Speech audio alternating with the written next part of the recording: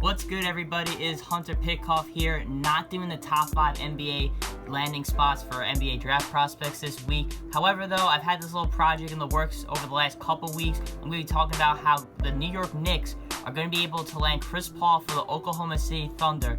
Again, there's going to be a lot of what-ifs here, but I'm going to tell you about how realistic this trade is, what the trade is, and how it's going to benefit both teams. So, without spending too much time, I'm going to talk about why the Knicks first should trade for Chris Paul. Now, when looking at the Knicks, while they'll be able to make this trade, they have both the cap flexibility and the assets to do it. They have expiring contracts, they have draft capital, a lot of first-round picks over these next couple years, and they have some of the young assets too to make this trade work. Also, the Knicks, they need a starting caliber point guard, not just some flaky one that they've had over the last couple of years, but a true starter that can really lead this franchise. I think Chris Paul can be that guy. And let's be honest, the Knicks, they are not landing any marquee top-level stars in free agency. That's out of the question. So the only ways they're going to be able to do that is by drafting these guys, which again, they don't have the greatest draft history. They don't do a great job really developing talent, and trading. So in this case, they're going to make a trade for a guy who's already an established star in Chris Paul.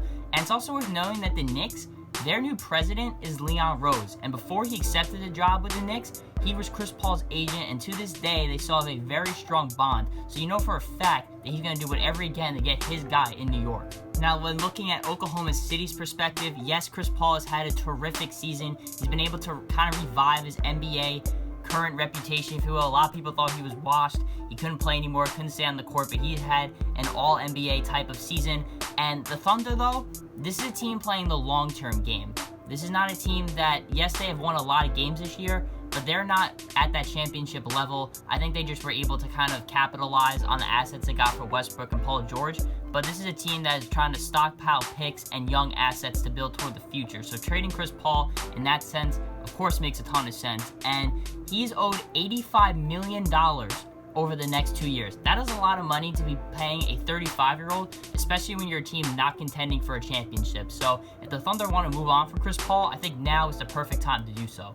So, of course, I'm not exactly sure what this trade's going to look like. You know, it really depends on how many bidders there are, what the Thunder are looking for, what the Knicks are willing to give up. But I mocked the trade on TradeNBA.com, and this trade is more than feasible to happen. So, this is what the trade's going to look like here. The Knicks are going to get Chris Paul straight up for the Oklahoma City Thunder in exchange for Kevin Knox, Frank Ntilikina, Elfrid Payton, Bobby Portis, and a 2021 first-round draft pick, which is originally from the Dallas Mavericks. So you're probably wondering, how realistic is this trade? Like I said, it really depends on what the market is for Chris Paul. If the Knicks are the only team bidding, or if they have the best offer, they'll be able to scale back and give up less than what Chris Paul is worth. But if there's multiple teams involved, multiple bidders, or the Thunder are going to be really stingy, then they're going to have to be willing to give up more. And we'll have to see, of course, what the Knicks, how they also approach this deal as well. And it also depends on how desperate the Thunder are to move Chris Paul. If they're trying to maximize his value, then I think trading him after this season makes perfect sense. But if not, they're really going to be patient with it and really, wait for the best offer. Or hey, maybe they want to, build on what they already have and take that next step next season with their current crop of roster that they currently have. So I'm not really sure where the Thunder stand. But I mean, for Chris Paul, he's a guy who, of course, you have to give up a lot to get him. Because, of course, he's a valuable player, but also has a huge contract. So you're going to have to give up a lot of players to get Chris Paul. And yes, let's also not forget, yes, Chris Paul was healthy. Yes, he's had an all-star season. He was all-NBA this past season. But it is hard imagining his stock getting any higher than what it currently is. He's only going to be a year older next year. His contract's only going to go up in value per season. So if the Thunder want to trade him, now is the time. And I also wonder, how close to the vest are the Knicks going to be with their draft picks? Are they willing to give up multiple picks? Are they willing to give up just one pick like I allude to in my mock trade? Or are they even willing to give up any first-round picks? They have a lot of them, but who knows? Again, it's really hard to really value a guy in Chris Paul who's productive, but on the older side of things, and also getting paid a lot of money, getting paid max contract money. And it is worth knowing too that there is some wiggle room here in both trades here. So if you look at the New York Knicks side of things, they traded Marcus Morris to the Clippers during the season, so they have a trade exemption there. And the Thunder have over $10 million in trade exception money after trading Paul George and Jeremy Grant as well. So there will definitely be some wiggle room here and some opportunity to really make this trade work for both parties. Okay, so now I'm going to talk about why this trade makes sense for both teams. So let's start off with the Oklahoma City perspective. They're able to save over $6 million in cap with this trade. And this is a team, like I said, who's ultimately looking for the future. And trading Chris Paul means that you're also trying to trade his money away. And so they're already automatically going to be able to save $6 million in this trade. They get two young projects to work with in Kevin Knox and Frank Ntilikina. Both those guys fit much better in Oklahoma City system than they did in New York. It's also worth knowing that Knox and Shai Gilgeous-Alexander were both teammates at Kentucky. And so the fact that they already have kind of rapport there, I think only helps this Thunder team. And then two vets they get in this deal, and Bobby Portis and Elfrid Payton, both their contracts expire after next season. So they'll be able to get off the books of those two guys from the jump, which again is able to shed salary and save money from the Thunder perspective. And last but not least, they get a first-round pick in this deal as well, which is ultimately the most valuable asset in my opinion here. You know, this is a team that is trying to stockpile every single first-round pick they can get. They have, you know, close to 20 first-round picks, I believe, over these next couple of seasons. So to get one more, hey, why not if you're the Thunder? So now, looking at the Knicks' perspective here, people can make the argument what you want with Julius Randle. I personally think he's a pretty good player. I may be a little biased because I am a Laker fan, but I think it's a win that the Knicks in this scenario may be able to keep Julius Randle. I'm not sure they'll be able to, depending on what the market is for Chris Paul, but in this deal they can, and that sets him up for a pretty good potential starting lineup for next season with Chris Paul, RJ Barrett, Reggie Bullock, Randle, and Mitchell Robinson. And they have two first-round picks in the 2020 draft, and after this mock trade, they'll have two more first-round picks in 2021 as well. So they'll be able to use those picks. If they can land at least two, if not three, I'm not asking for too much, New York.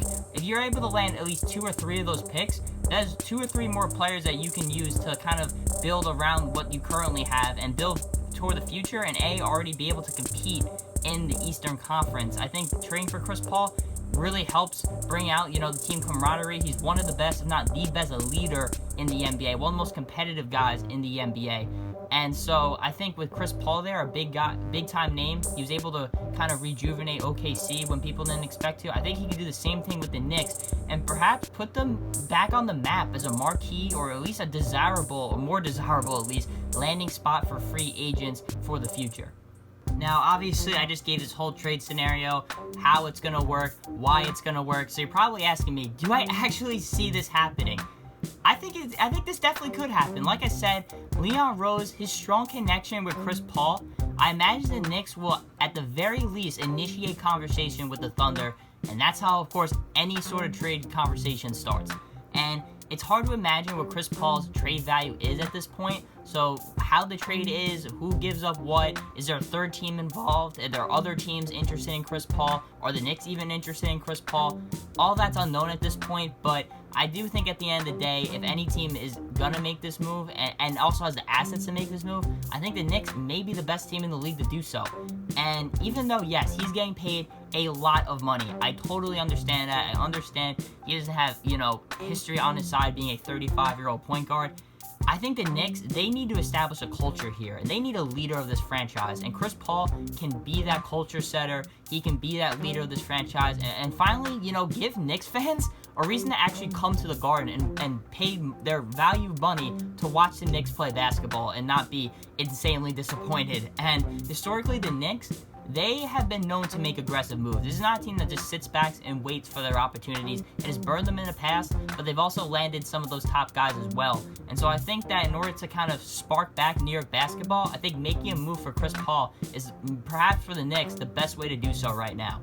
Thank you for watching this video. It means a lot. I had this idea a couple weeks ago, and I'm really excited to kind of put it all together and execute it. I kind of like putting on my GM hat, I guess, and doing this. I also said before, earlier in the video, that Chris Paul made All-NBA. I did not mean that. That's not a fact. I think he might make All-NBA, and quite frankly, may deserve it, but that is not a fact. Just want to correct myself on that. Don't kill me for that. That was an accident. My apologies. But anyway, I appreciate it a ton.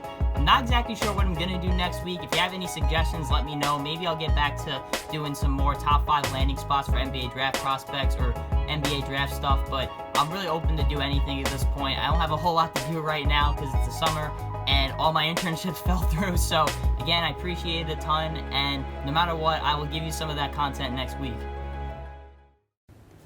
Thank you for watching our latest edition of Penn State Sports Night. If you're a fan of our content, please be sure to subscribe to our YouTube channel for more clips. Also follow us on Twitter at PSSN and on Instagram at PSU Sports Night to keep up with the action. For all my colleagues, we are Penn State Sports Night.